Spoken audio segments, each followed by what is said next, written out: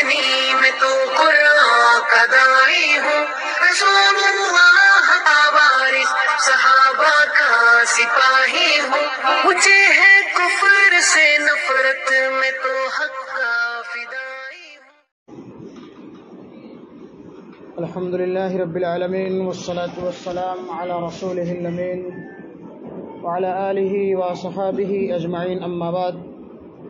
قال الله سبحانه وتعالى في سورة الحجرات: يا أيها الذين آمنوا اجتنبوا كثيرا من الظن إن بعض الظن إثم ولا تجسسوا ولا يغتب بعضكم بعضا أيحب أحدكم أن يأكل لحم أخيه ميتا فكرهتموه واتقوا الله إن الله تواب رحيم.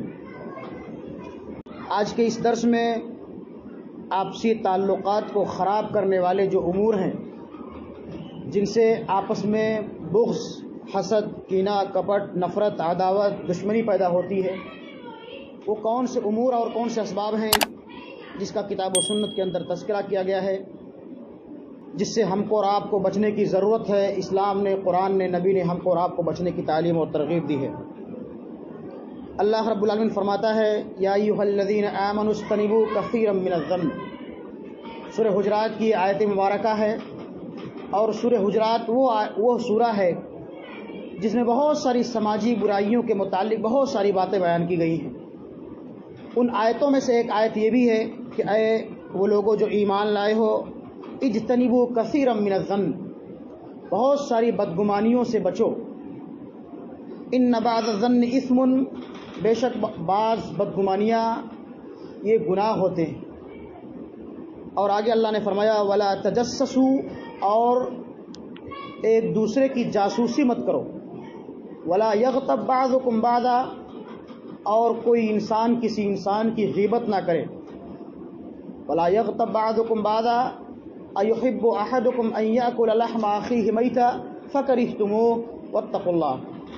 کیا تم میں سے کوئی انسان غیبت کر کے یہ پسند کرتا ہے کہ اپنے مردہ بھائی، اپنے مرے ہوئے بھائی کا گوشت کھائے؟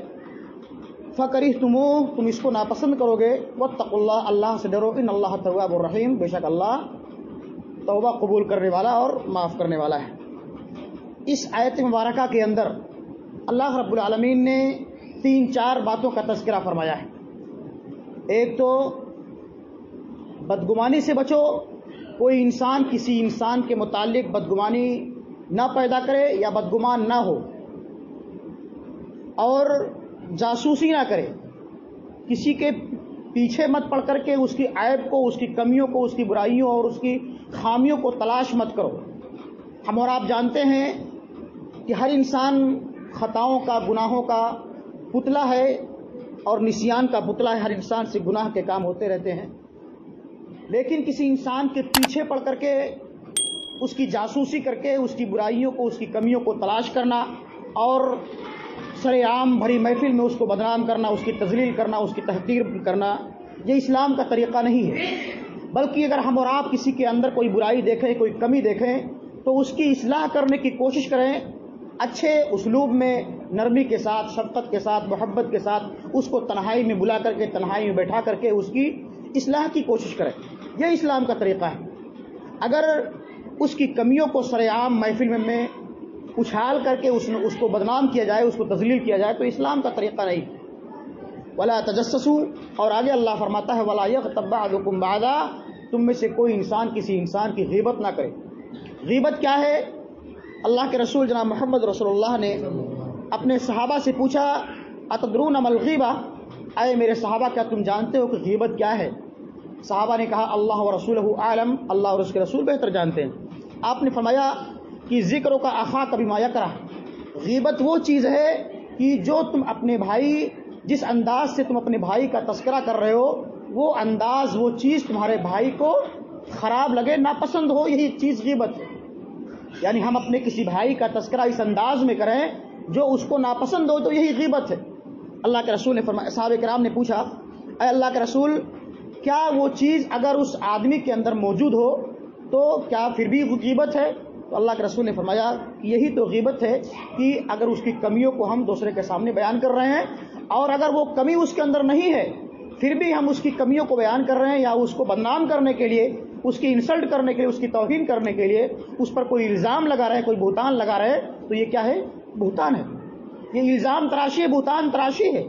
تو اللہ کے رسول نے اس حدیث مبارکہ کے اندر غیبت کی اور بہتان کی تشریح کرتے ہوئے فرمایا کہ ہم اپنے بھائی کا تذکرہ اچھے انداز میں کریں، اور اگر اسلام کا طریقہ یہ بھی ہے کہ اگر کوئی انسان ہمارے کسی بھائی کی برائی کر رہا ہے تو ہم اس کا دفاع کریں، اس کی کمیوں پر پردہ پوشی ڈالنے کی کوشش کریں۔ یہ اسلام کا طریقہ ہے۔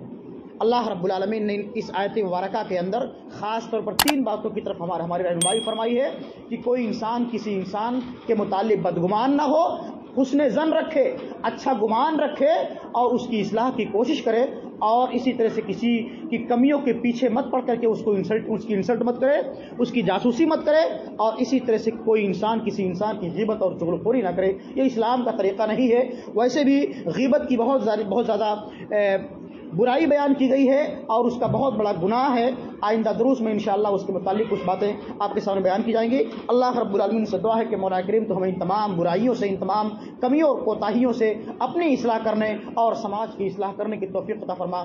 تو ہمیں اپنے بھائیوں کے متعلق بدگمان ہونے سے بچا، اور اسی طرح کسی کی جاسوسی کرنے اور کسی کی غیبت اور چغلخوری کرنے سے معمور اور محفوظ رکھ۔ آمین۔ وما توفیق الا باللہ۔ والسلام علیکم ورحمۃ اللہ وبرکاتہ۔